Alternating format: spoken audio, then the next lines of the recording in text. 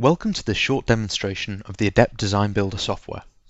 In this video, we'll be showing how easy it is to create a project-specific work breakdown structure of all the design activities in a project, as well as how to sequence those activities in a manner that allows the maximum amount of information to be available for an activity to start. We'll also be demonstrating the two-way compatibility with existing project management tools such as Primavera P6 and ADePT Project. When we begin, there are two ways to start creating your project work breakdown structure, or WBS. Either by developing the activities and logic from scratch in collaboration with the design team, or by using the predefined generic project wizard that's included with the software.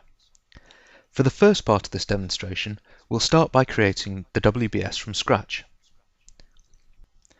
Adding activities and headings in ADePT Design Builder is as simple as clicking a button or using a keyboard shortcut, and the flexibility of the software allows you to arrange a WBS in any way you feel best suits your project. The WBS is simply a way for you to store activities in a logical framework. For this project, I'm going to start by dividing the project into discipline sections, so I'll create headings for architecture, civil structural engineering, mechanical and electrical engineering, just by clicking the Add Heading button and naming them as I want. Let's also go ahead and subdivide mechanical and electrical in the same way. We'll put a mechanical heading and electrical design heading. That done, I can start adding specific systems for each discipline and the activities that are associated with it. Let's look at the electrical engineering discipline for an example. Let's say I already know that there's going to be an interior lighting system designed for the project, so I'll create that heading and start populating it with activities.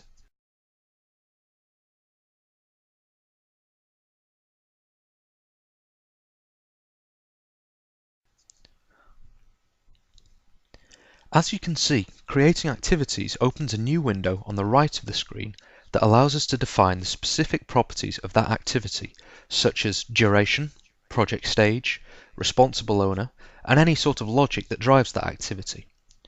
We'll get on to more about that window shortly, but for now, let's keep defining our activities. As you can see, the activities that I'm adding occur across multiple project stages, from concept through to schematic and detailed design. While we could leave them like this, I'd prefer to have them slightly more organized, so I'm going to add some subheadings to this lighting section for those phases of design. As we did earlier, I'm going to add the headings with the Add Heading button, and then I can easily drag and drop the activities into the relevant stages.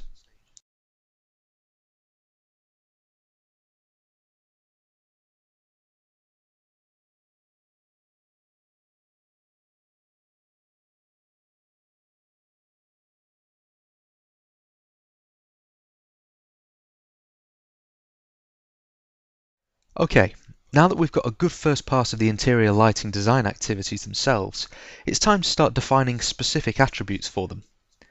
First of all, we'll add durations for each activity, as well as assigning them to the electrical engineer.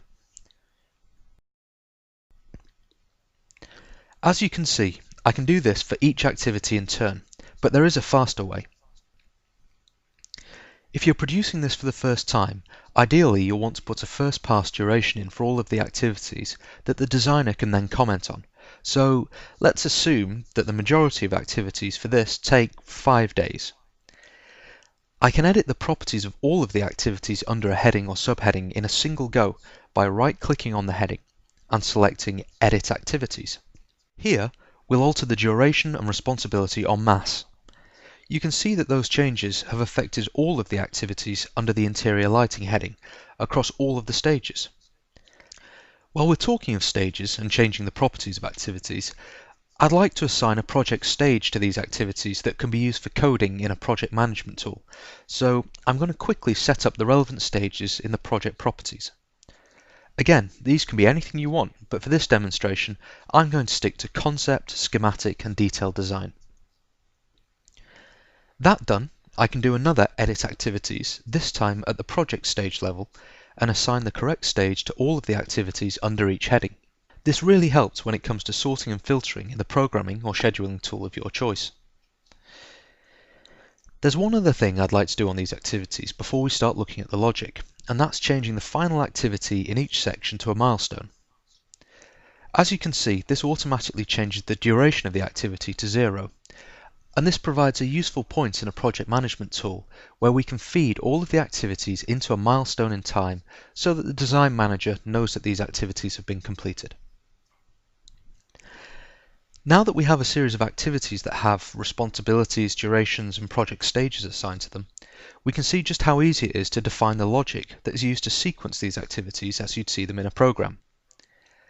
As you can see, simply by dragging another activity into the predecessor window, we create a link between the two activities.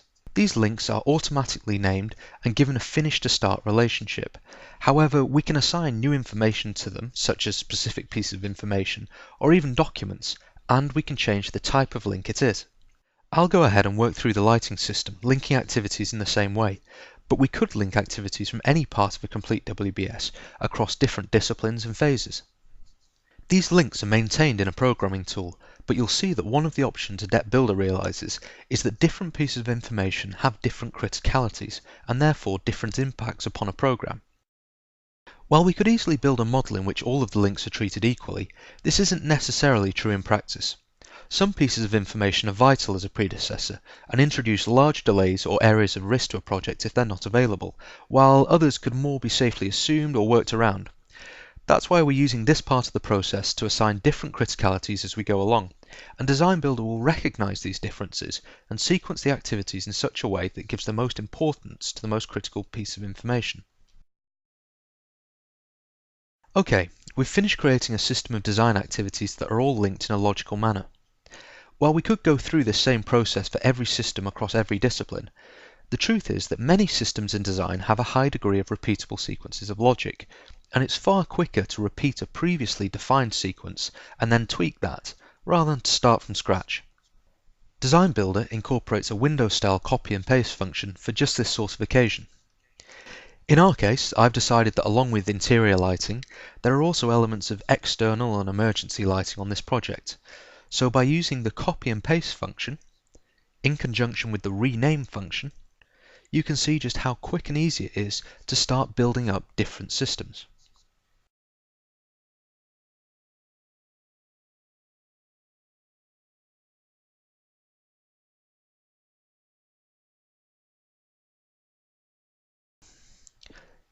You'll also see that all of the information that we took the time to define earlier on, such as duration, project phase, and all of the logic, has been copied and applied to the new systems.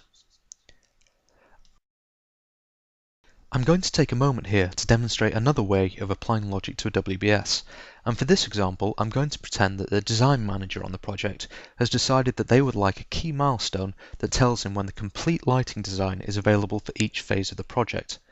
So I'm going to go ahead and add in 3 milestones under the lighting heading, one for concept, one for schematic, and one for detailed design. Again, you can see that I'm making use of the copy-paste function and simply changing one word in the activity name. This saves me having to set the activity information each time. Now that I have these activities, we can very easily link them back to the appropriate activities in the same way as we did before. But as I'm adding multiple predecessors, there's an easier way. I'll open the Add Dependencies wizard and simply select the predecessors from the WBS tree. The software will then automatically connect them all.